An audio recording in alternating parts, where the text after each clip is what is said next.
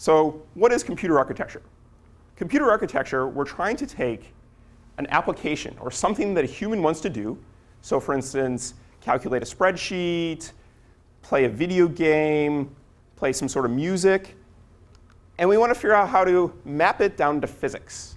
So what do I mean by physics here? Well, physics is we have in the world, we have particles, and they bounce around, they interact. We have photons bouncing around in the world. And we need to somehow translate what humans want to do into what the physics can do. And one of the problems with this is a really big gap. So how do you go from an application directly to physics? You have physics bouncing around the world. You have mechanical systems.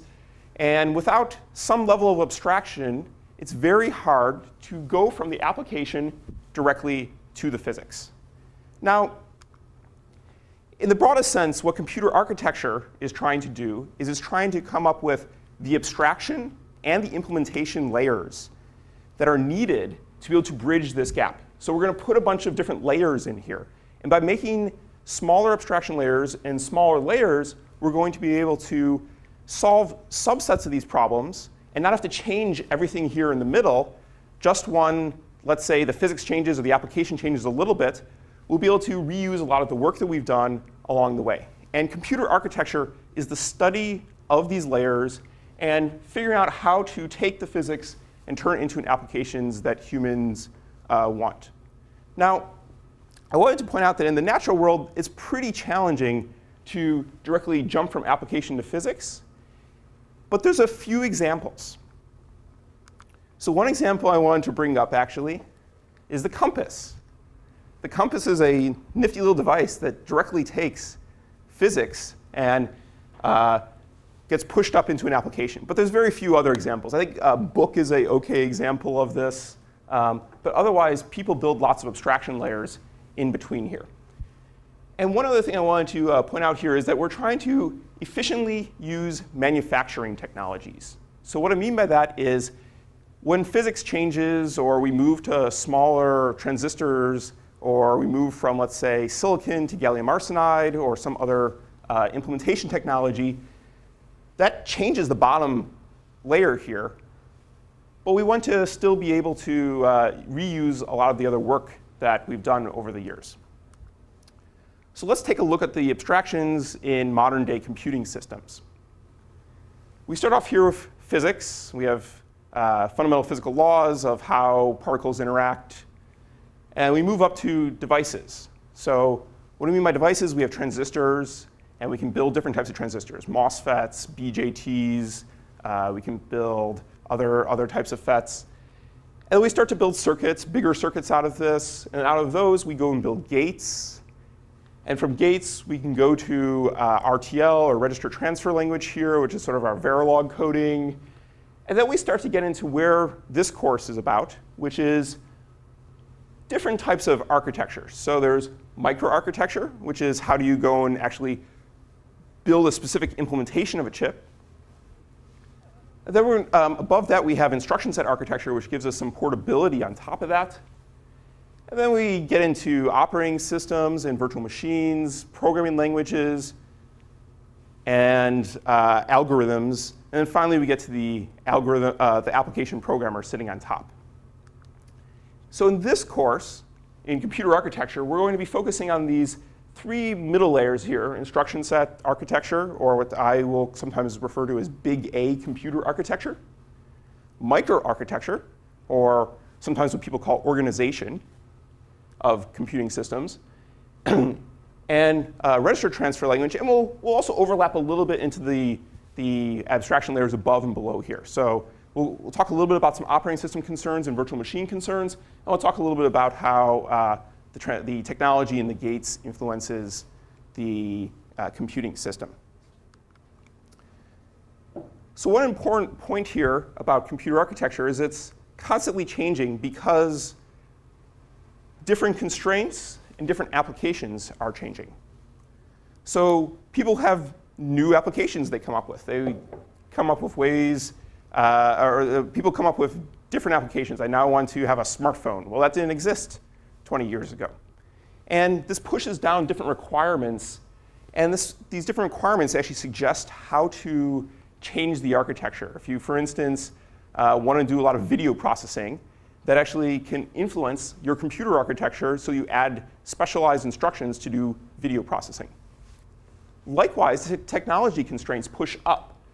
So as we go to smaller and smaller transistors, we'll say those smaller and smaller transistors, let's say, go faster, but the wires go slower. Well, that's going to influence your computer architecture. And a lot of times, new technologies make new architecture possible. So what do I mean by that? Well, let's say all of a sudden you get a big bump in transistors. You get twice as many transistors. Well, now architectures and microarchitectures that didn't used to make sense start making sense. Because you can, for instance, fit a lot more computation on one chip. And what's the interesting thing here is that computer architecture is not done in a vacuum. So computer architecture actually provides feedback up and down this abstraction layer stack. So it'll give feedback, and it'll actually influence the research directions that technology looks at, and it'll influence research directions and influence different applications that are possible. So this is not all done in a vacuum. The computer architect actually sits in a very key location in this abstraction layer stack here, because you can push up and push down, and you're not just forced to work with what you're given, if you will, from the technology perspective. But that might take a few years. So let's talk a little bit more about what this class is about, but we'll do it by way of a little bit of history. And to put a little bit of a Princeton connection in here, we're going to talk about computers back in the late 40s, early 50s, 1940s, 1950s. So here's actually a picture of the IAS, or the Institute for Advanced Study machine, which was built in the Institute of Advanced Study, which is maybe about 1.5 miles away from this classroom. And it was designed by John von Neumann.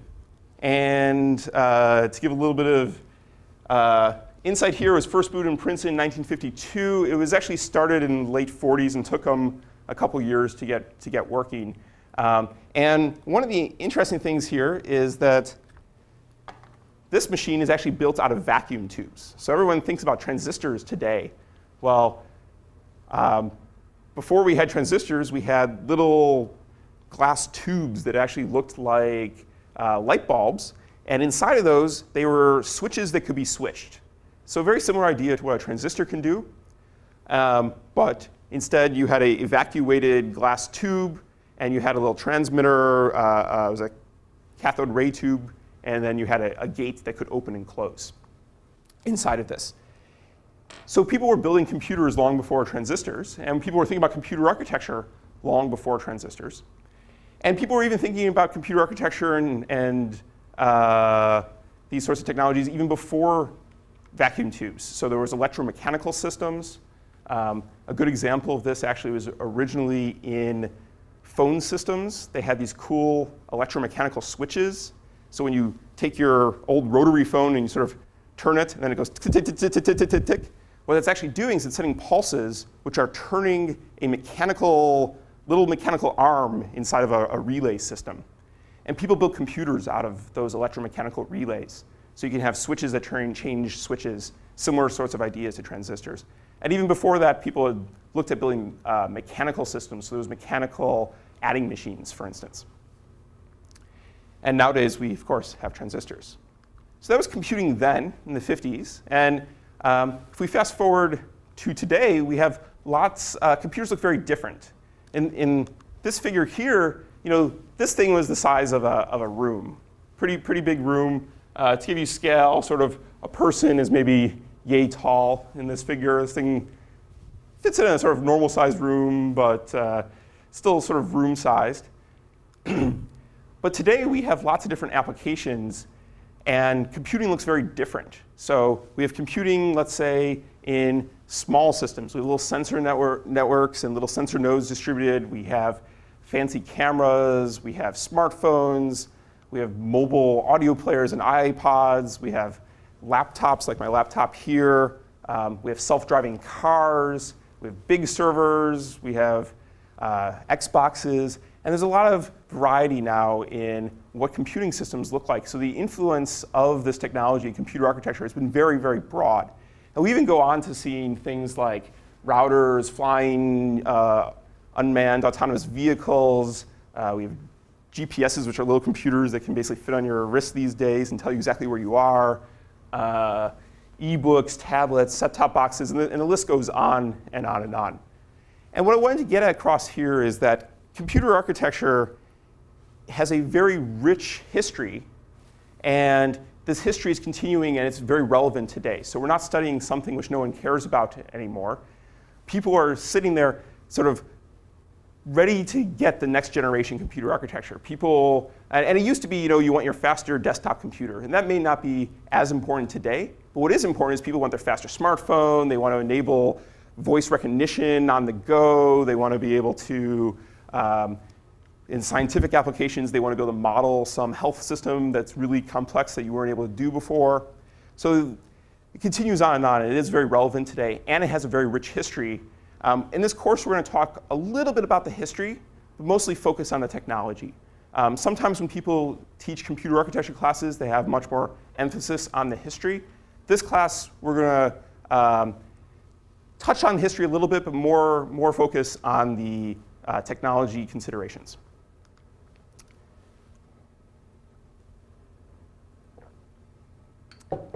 So here's a chart that's from Hennessy and Patterson's computer architecture, or a quantitative approach.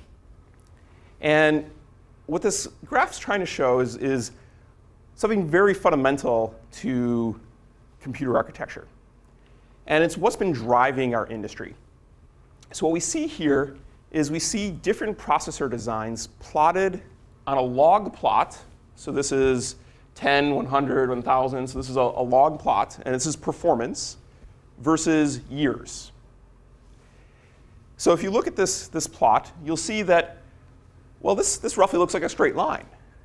And a straight line on a log plot is an exponential increase in performance.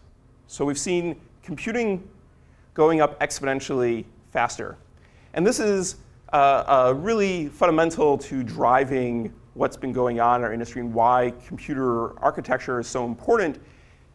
And I do want to say that this exponential increase comes from two things. It's not all computer architects. I'd love to be able to stand here and say, we did all this. Well, no. A fair amount of this is from getting better technology. What I mean that is the lower down layers and the implementation technology, like the transistor technologies. And some of it is from having better and better computer architecture. And what is really important here to note is that even if you have better and better transistors, a lot of times what happens if you look at this graph is what's happening is you're getting more transistors, but those transistors are not necessarily exponentially faster. So what computer architects have to do is we need to figure out how to take buckets and buckets of more transistors and turn them into more performance.